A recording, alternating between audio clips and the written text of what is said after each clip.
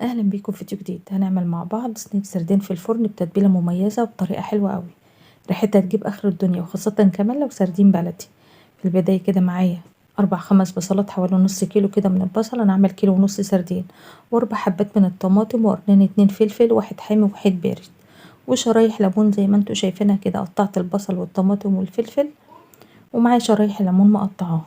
هنجيب بقى البهارات بتاعتنا: ملح وكزبره ناشفه وشطه وكمون، ومعايا نص راس توم. هنفرم كل المقادير كلها على بعضها بالشكل ده كده، وهناخد معلقة منها ونتبل السردين بتاعنا. السردين ده كيلو ونص.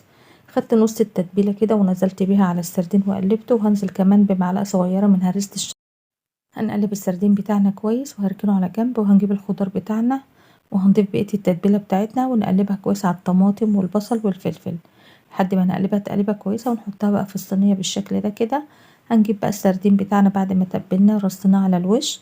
هننزل بقى بشرايح الليمون اللي احنا قطعناها بالشكل ده كده، وبعد كده هعصر ليمونتين 2 على الوش بالشكل ده. وكمان هنضيف حوالي نص فنجان كده من الزيت، وهندخله بقى في الفرن على الرف الوسطاني. ياخد معاك حوالي نص ساعة. هتاكلي احلى صينية سردين. لو عجبكم الفيديو متنسوش اللايك والمتابعة.